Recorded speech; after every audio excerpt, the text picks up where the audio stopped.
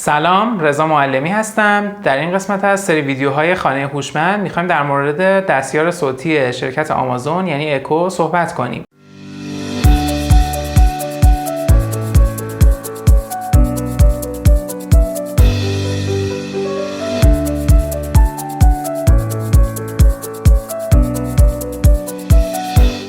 دستیار صوتی شرکت آمازون در دو نسخه ارائه شده، نسخه اکودات و نسخه اکو.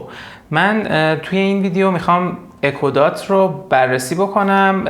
نسخه اکو بزرگتر هست و یه اسپیکر خیلی قدرتمندتر داره، ولی من برام دستیار صوتی همون الکسا برام مهمتر بود. برای این نسخه اکو رو تهیه کردم. قیمتش هم خیلی مناسب تر هست، ولی نگران نباشید چون خروجی صدا داره و شما میتونید اینو به هر اسپیکری که داشته باشید متصل کنید. دستیار صوتی آمازون رو میتونید با کلمه کلیدی الکسا فعال بکنید. البته این کلمه کلیدی رو بعداً توی قسمت تنظیمات میتونید تغییر هم بدید. الکسا رو میتونید به سرویس های اینترنتی مختلفی که الان دارید استفاده میکنید هم وصل بکنید. مثلا میتونید به اسپاتیفای وصلش بکنید یا رادیو اینترنتی باهاش گوش بکنید. از سرویس اینترنتی پخش موسیقی خود آمازون به اسم آمازون میوزیک استفاده بکنید، یا اصلی ترین کاری که الان اینجا مد نظر ما هست و اون هم برای وصل شدن به وسایل الکترونیکی هوشمند داخل خونتون ازش استفاده بکنید. خب بریم ببینیم که داخل جعبه چی هست.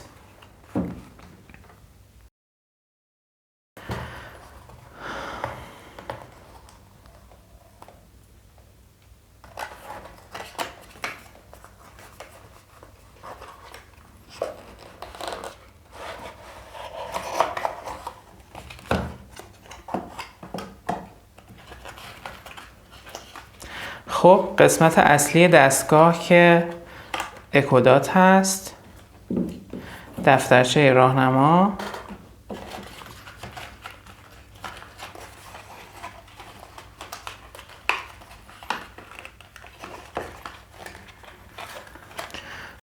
و این هم از آداپتور. فقط دقت کنید که به خاطر اینکه توی این دستگاه توی آمریکا عرضه شده و از اونجا وارد شده، شما باید تبدیلش به سیستم دوشاخه‌های خودمون رو هم تهیه بکنید از قبل.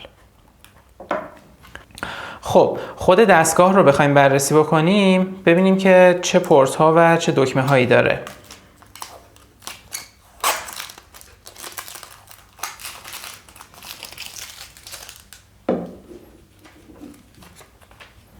خب 4 تا دکمه روی قسمت رویی تعبیه شده: دکمه کم و زیاد کردن صدا، دکمه غیر فعال کردن میکروفون و دکمه فعال کردن الکسا بدون صدا کردن با کلمه صوتی که فعال میشه.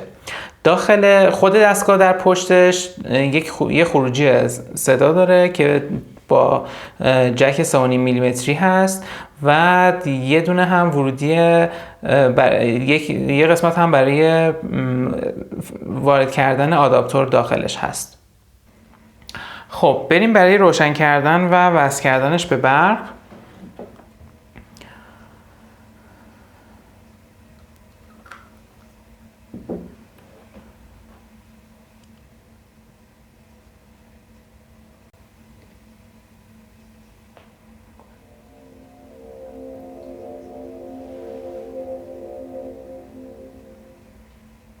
Hello.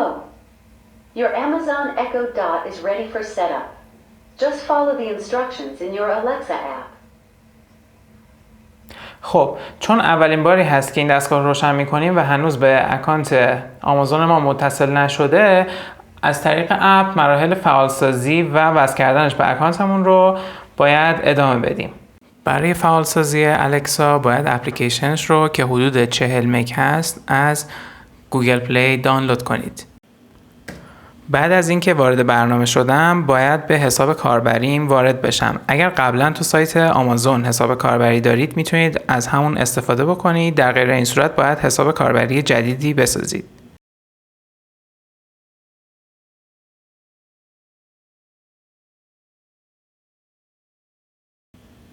در مرحله بعد دستگاه هم رو باید انتخاب کنم که من اکودات رو انتخاب میکنم.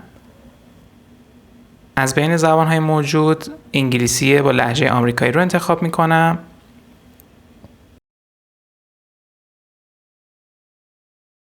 در قسمت بعدی کانتینیو رو انتخاب می‌کنم. الان سعی می‌کنه که به اکودات وصل بشه. توی این قسمت به شما میگه که باید به شبکه‌ای به اسم آمازون و یک عدد 3 رقمی متصل بشید.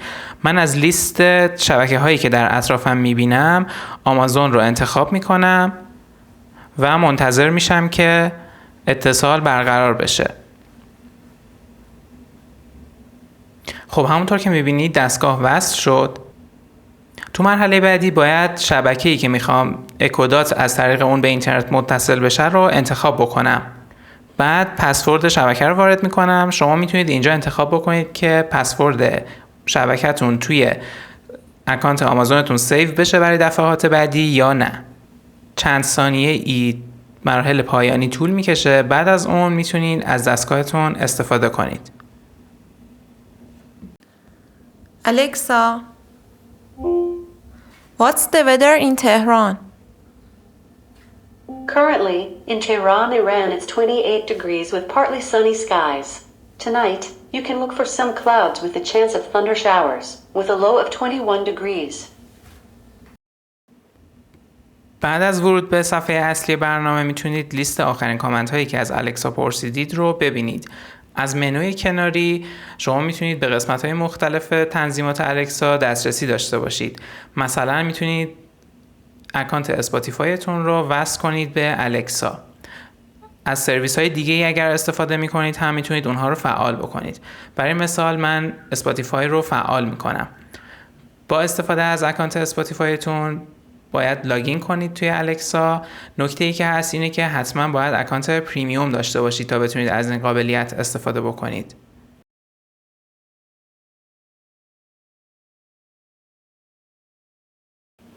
بعد از اینکه اکانتتون وصل شد مطمئن بشید که توی قسمت تنظیمات اپلیکیشن دیفالت پخش موسیقی رو اسپاتیفای انتخاب بکنید. Alexa, play music by Chartar. Playing songs by Chartar from Spotify.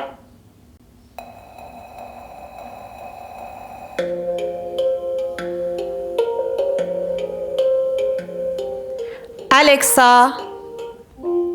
stop. یکی از قسمت‌های مهم اپلیکیشن الکسا بخش اسکیلز هست. شما توی قسمت اسکیلز میتونید به الکسا قابلیت‌های مهمی رو اضافه بکنید. مثلا برای وصل کردن وسایل هوشمند خونه میتونید از اینجا لیست اسکیل ها رو ببینید و اگر دستگاهی رو دارید از اینجا انتخاب بکنید و اون اسکیل مربوط به اون رو فعال بکنید. مثلا فرض کنید من میخوام لامپ های شیائومی رو به الکسا وصل بکنم. باید کلمه یی لایت رو سرچ بکنم، اسکیل مرتبطش رو پیدا بکنم و توی الکسا فعالش بکنم. بعد از اون از طریق الکسا میتونم لامپ های شیائومیم رو خاموش یا روشن بکنم. غیر از دستگاه های هوشمند شما میتونید اسکیل های دیگه رو هم فعال بکنید. مثلا میتونید از الکسا بخواید آهنگ های ملایم براتون پخش بکنه. Alexa, it's my birthday. Wow, happy birthday. If you'd like, I can sing to you. Just ask me to sing happy birthday and we can celebrate this special day with song. Alexa, happy birthday song. Happy birthday to you. Happy birthday to you. Alexa, Birthday. stop. خب امیدوارم که از این ویدیو لذت برده باشید. یادتون نره که کانال منو سابسکرایب کنید و منتظر قسمت بعدی باشید.